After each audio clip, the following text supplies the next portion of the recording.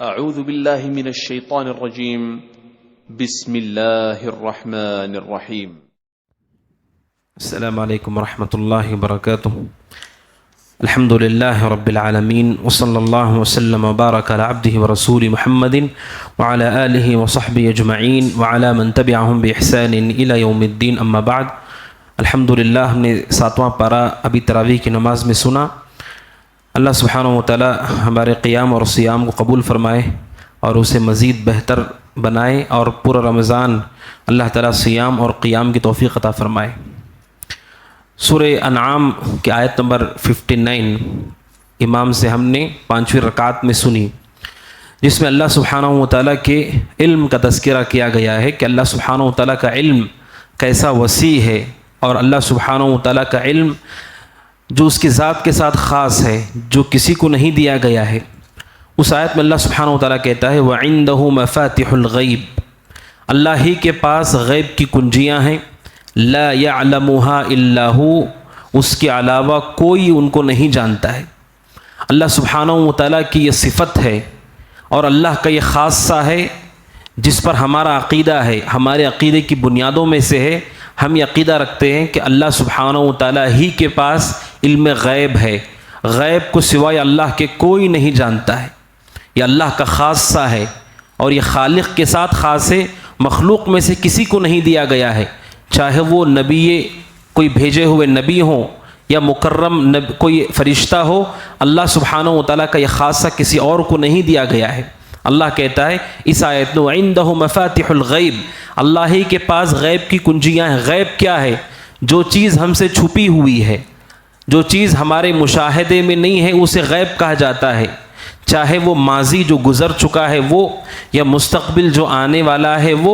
اس کے علاوہ جو زمین اور آسمان میں چیزیں پائی جاتی ہیں ان کی تفصیلات، یہ سب چیزیں ہم سے اوجھل ہیں، چھپی ہوئی ہیں. اللہ کے سوا کوئی انہیں نہیں جانتا ہے. ابن قیم رحمۃ اللہ علیہ کہتے ہیں اللہ نے 2 طرح کا علم رکھا ہے. ایک علم اس نے انسانوں کو دیا ہے، دوسرا علم انسانوں کو نہیں دیا گیا ہے.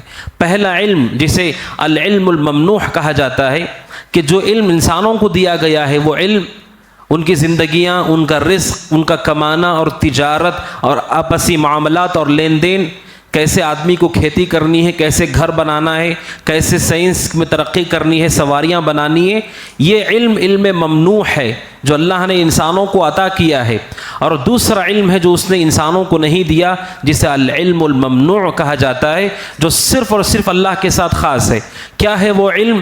ساری چیزوں کی تفصیلات، زمین و آسمان میں کیا ہے، ماضی اور مستقبل کا علم، اور ان سب کی تفصیلات، انسانوں کی عمریں کتنی ہیں، ان کی موت کب ہوگی، ان کا نفع کیا ہے، ان کا نقصان کیا ہے، یہ ساری کی ساری تفصیلات اللہ نے انسانوں کو نہیں دی ہیں. یہ صرف اس کے ساتھ خاص ہے. اور علماء کہتے ہیں اس علم سے انسانوں کا کوئی تعلق نہیں ہے، اس لیے کہ وہ اللہ سبحانہ و تعالیٰ کی اختیار کی بات ہے. آپ مثال دیکھیں، انسان کو اپنی موت کا علم نہیں ہے، اللہ نے ہمیں وہ علم نہیں دیا ہے. یہ علم تو دیا ہے کہ آپ تجارت کیا کرنا ہے کیا نہیں کرنا ہے، آپ اسے چن سکتے ہیں، لیکن کب مرنا ہے کب زندہ ہونا ہے یہ اختیار کسی انسان کے پاس نہیں ہے.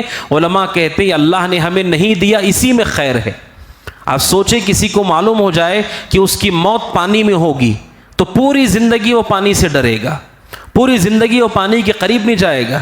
اسے معلوم ہو جائے کہ اس کی موت سواری پر ہے، وہ کبھی سواری پر سوار نہیں ہوگا. جو علم اس نے انسانوں کو نہیں دیا ہے اسی میں انسانوں کی بھلائی ہے.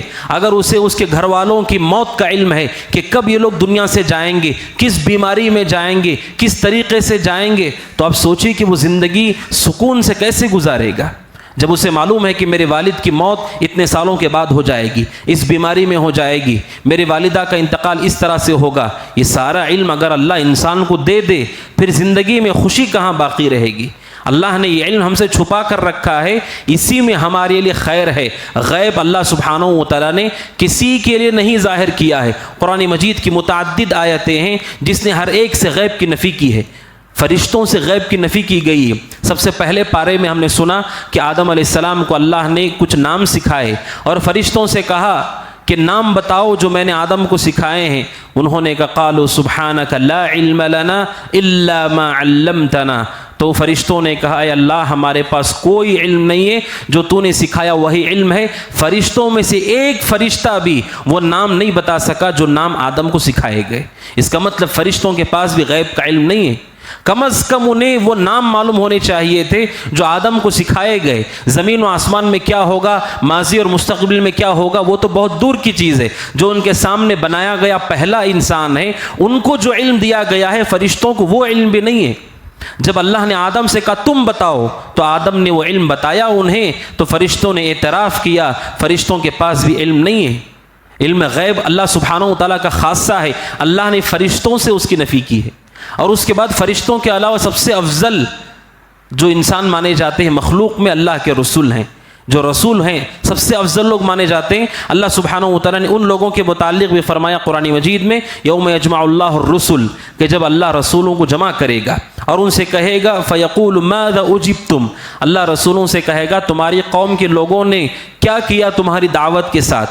وہ کیا کہیں گے؟ سارے کے سارے رسول کہیں گے قالوا لا علم لنا الا ما علمتنا، وہ کہیں گے اللہ ہمارے پاس کوئی علم نہیں ہے جتنا تو نے ہمیں بتا دیا۔ کیا معنی ہے اس کا؟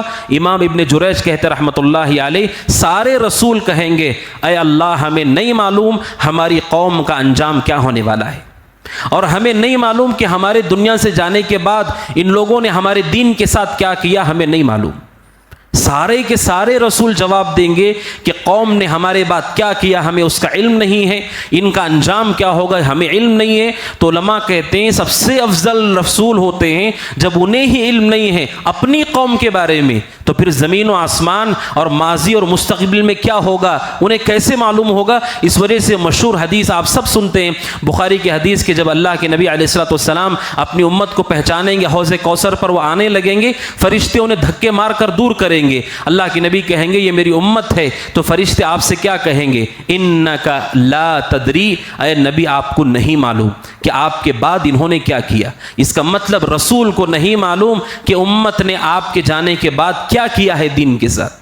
اسی لیے اللہ کے نبی انہیں دیکھ کر پہچانیں گے اور حوض کوثر پر آتا ہوا دیکھیں گے، اور فرشتے جب دور کریں گے تو آپ کہیں گے یہ میری امت ہے۔ بعد میں فرشتے آپ کو بتائیں گے کہ آپ کی امت نے کیا کیا ہے، اس وقت اللہ کے نبی کہیں گے کہ ان کے لیے دوری ہو۔ جب رسولوں کو علم نہیں ہے تو پھر عام انسانوں کے پاس غیب کا علم کیسے ہو سکتا ہے؟ اسی لیے اللہ سبحانہ و تعالیٰ عیسیٰ علیہ السلام کو حشر کے میدان میں پوچھے گا انت قلت للناس اتخذونی وامی الہین من دون اللہ، کہے گا عیسیٰ تم نے ہی کہا تھا لوگوں سے کہ مجھے اور میری ماں کو معبود بناؤ۔ عیسیٰ علیہ السلام کہیں گے کہ ہمیں اس کا علم نہیں، وہ کہیں گے کہ جو تو نے ہمیں حکم دیا وہی ہم نے کہا، اور وہ کہیں گے اے اللہ جب تک ہم ان کے درمیان تھے ہم ان کی نگرانی کرتے تھے، جب تو نے مجھے اٹھا لیا تو ان کا نگران ہے۔ ہمارے اٹھنے کے بعد انہوں نے کیا کیا اس کا ہمیں علم نہیں ہے، وہ اس کا انکار کریں گے۔ اور سب سے افضل نبی اور رسول جناب محمد الرسول اللہ صلی اللہ علیہ وسلم، آپ نے بھی غیب کے علم کا انکار کیا ہے۔ اسی پارے میں آیت نمبر 58 ہم پڑھ رہے ہیں، آیت نمبر 50 میں اللہ سبحانہ و تعالیٰ کہتا ہے اللہ کے نبی آپ کہیے کہ میرے پاس خزانے نہیں ہیں اور نہ ہی میں غیب جانتا ہوں، ولا اعلم الغیب، میرے پاس غیب کا علم نہیں ہے۔ اور دوسرے مقام پہ کہا لو کنت اعلم الغیب لاستکثرت من الخیر، اگر مجھے غیب کا علم ہوتا تو میں دنیا کی ساری بھلائیوں کو جمع کرتا اور مجھے کوئی تکلیف نہیں پہنچتی۔ اور سارے نبیوں کی زندگی یہ بتاتی ہے کہ ان کے پاس غیب کا علم نہیں تھا۔ خود نبی صلی اللہ علیہ وسلم کو دیکھیں، آپ کی سیرت کا ایک ایک پہلو بتاتا ہے کہ آپ کے پاس ماضی اور مستقبل کی تفصیلات کا علم نہیں تھا۔ اگر کوئی کہتا ہے کہ سب کچھ آپ کو پہلے سے معلوم تھا، یہ اللہ کے نبی پہ بہت بڑا الزام ہے۔ آپ بتائیے اللہ کے نبی صلی اللہ علیہ وسلم جب جنگ احد میں گئے تھے آپ کو پہلے سے معلوم تھا کہ آپ کے چچا کو کوئی پیچھے سے مار دے گا؟ اگر آپ کو پہلے سے اس کا علم ہے تو پھر آپ اپنی چچا کے لیے کیا کرتے؟ صلح حدیبیہ کے وقت اللہ کے نبی کو ایک عورت نے کھانے کی دعوت دی اور گوشت میں زہر ملا دیا، آپ کے ساتھ ایک صحابی بھی گئے اور وہ گوشت کھا کر ان کا انتقال ہو گیا۔ اب سوچو کہ نبی کو پہلے سے اس کا علم ہے تو کیا وہ ایک صحابی کو اپنے ساتھ لے کر جائیں گے جو زہر کھا کر کے فوت ہو جائیں گے؟ انبیاء کی ساری زندگی بتاتی ہے کہ ان کے پاس غیب کا علم نہیں ہے، حتیٰ کہ شریعت مطہرہ بھی آپ پر وحی اتاری جاتی تب آپ کو معلوم ہوتا۔ بخاری کی حدیث سے عبداللہ بن مسعود رضی اللہ عنہ کہتے ہیں اللہ کے نبی سے کچھ لوگوں نے کہا روح کیا ہے؟ انسان کے جسم میں روح ہوتی ہے، روح کیا چیز ہے؟ اللہ کے نبی بتائیے روح کیا ہے؟ عبداللہ بن مسعود رضی اللہ عنہ کہتے ہیں اللہ کے نبی خاموش ہو گئے، اس لیے کہ آپ کو اس کے بارے میں علم نہیں بتایا گیا، آپ سب کچھ پہلے سے جانتے ہیں، پھر آپ قرآن کے اترنے کا انتظار کیوں کرتے تھے؟ یہ اللہ کا خاصہ ہے، اس وجہ سے ہمیں معلوم ہونا چاہیے کہ خالق اور مخلوق کا علم ایک جیسا نہیں ہو سکتا ہے۔ مخلوق کا علم اللہ کے علم کے دیے ہوئے عطا کے علم میں سے کچھ حصہ ہے، جس کے اللہ کے علم کے مقابلے میں کوئی حیثیت نہیں ہے۔ اسی وجہ سے حضرت عائشہ کہتی ہیں رضی اللہ تعالیٰ عنہا، جو اللہ کے نبی کی چہیتی بیوی ہیں، صحیح مسلم کی حدیث، وہ کہتی ہیں جو یہ کہتا ہے کہ محمد الرسول اللہ صلی اللہ علیہ وسلم کو کل کیا ہوگا اس کا علم ہے، تو اس نے ان پر اتہام باندھا، اس لیے کہ اللہ سبحانہ و تعالیٰ کہتا ہے زمین و آسمان میں اللہ کے سوا کوئی غیب نہیں جانتا ہے، اور خود اللہ کے نبی نے دوسروں کو اس طرح کا کام، اس طرح کے عمل سے روکا جب لوگوں نے غلو کیا اس میں۔ بعض لوگ کیا کہتے ہیں، جب ہم نفی کرتے ہیں اس چیز کی تو وہ کہتے ہیں کہ اللہ کے رسول کی شان میں تنقیص ہے، کمی ہے۔ حقیقت میں معاملہ یہ ہے کہ شریعت مطہرہ نے ہمارے اوپر حد بندیاں رکھی ہیں، ہم ان حدود سے باہر نہیں جا سکتے، ان حدود کے ساتھ ہی دین کو بتانا ہوتا ہے، سمجھانا ہوتا ہے۔ جب ہم کہتے ہیں اللہ کے نبی کو غیب کا علم نہیں ہے تو وہ کہتے ہیں کہ رسول کی شان کو گھٹا دیا گیا، یہ رسول کی شان کو گھٹانا نہیں ہے، اللہ کی شان کو بتانا ہے، یہ اللہ کی شان کو بیان کرنا ہے۔ اللہ سبحانہ و تعالی نے حد رکھے ہیں، عورت ہوتی ہے، لیکن عورت میں ماں، بیٹی، بیوی، بہن، ان سب میں فرق ہے، ہر ایک کی ایک حد ہے، اسی حد کے ساتھ انسان ان سے معاملہ کرتا ہے اور وہ خلط ملط نہیں کرتا ہے۔ خالق اور مخلوق میں فرق ہے، اسی فرق کے ساتھ آدمی کو معاملہ کرنا ہوتا ہے، یہ گستاخی اور بے ادبی نہیں ہے۔ ایک شخص سے میری گفتگو ہوئی اور انہوں نے سوال کیا کہ کوئی آدمی رسول کے وسیلے سے دعا کرتا ہے تو دعا قبول ہو جاتی ہے؟ میں نے کہا رسول کے وسیلے سے دعا کرنا ثابت نہیں ہے، اللہ کے نبی صلی اللہ علیہ وسلم نے صحابہ کو کبھی تعلیم نہیں دی، اور پورے قرآن میں جتنی دعائیں ہیں ان ساری دعاؤں میں کسی نبی کا واسطہ نہیں ہے، سیدھے ربنا ربنا سے دعائیں شروع ہوتی ہیں۔ تو انہوں نے کہا پھر آپ رسول کی شان کو گھٹا رہے ہیں، آپ نے رسول کے مقام اور مرتبے کو نہیں پہچانا۔ رسول کا اتنا بڑا مقام ہے، ان کے نام سے ہم دعا کریں گے، اللہ دعا کیسے رد کرے گا؟ تو میں نے ان سے کہا آپ نماز میں داخل ہونے کے ساتھ اللہ اکبر کہیے اور رکوع میں جانے تک صرف درود پڑھیے، درود پڑھ کے آپ اپنی نماز کو مکمل کیجئے اور آپ بتائیے کہ آپ کی نماز ہو جائے گی۔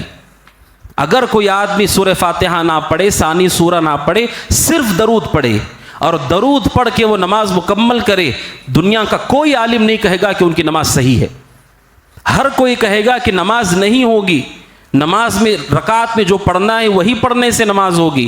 تو میں نے کہا آپ کیا کہتے ہیں اس نماز کے بارے میں؟ انہوں نے کہا نماز نہیں ہوگی۔ میں نے کہا پھر آپ نے بھی رسول کی شان کو گھٹا دیا۔ تو انہوں نے کہا رسول کی شان کو گھٹانا نہیں ہے، نماز ایسے ہی بتائی گئی ہے، ایسے ہی پڑھنا ہے۔ میں نے کہا دعا بھی ایسے ہی بتائی گئی ہے، ایسے ہی دعا کرنا ہے۔ تو یہ رسول کی شان کو گھٹانا نہیں ہے، غیب اللہ سبحانہ و تعالیٰ کا خاصہ ہے۔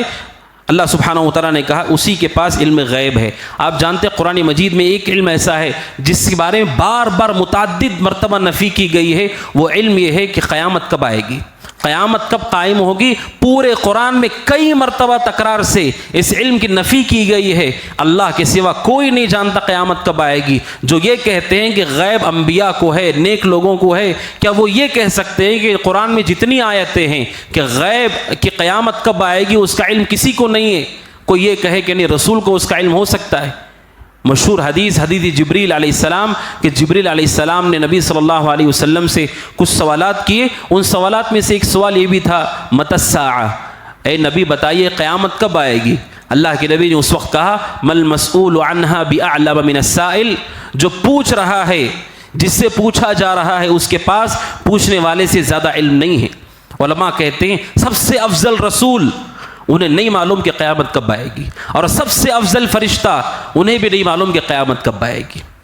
جب ان دونوں کو جو سب سے افضل ترین لوگ ہیں انہیں علم نہیں ہے کہ قیامت کب آئے گی، پھر غیب کا علم کس کے پاس ہے؟ جب قیامت کے وقوع کا علم نہیں ہے تو ساری چیزوں کا علم کس کے پاس ہے؟ اس وجہ سے یہ ہمارے بنیادی عقائد میں سے ہے کہ صرف اور صرف اللہ سبحانہ و تعالیٰ ہی ہے جو غیب کا جاننے والا ہے، اس کے علاوہ کوئی غیب کو نہیں جانتا ہے۔ اسی لیے حدیث میں وہ لوگ جو غیب کا دعویٰ کرتے ہیں انہیں جھوٹا قرار دیا گیا۔ دنیا میں کوئی انسان غیب نہیں جانتا، جب فرشتہ نہیں جانتا ہے، رسول اور نبی نہیں جانتے، پھر کون غیب جانتا ہے؟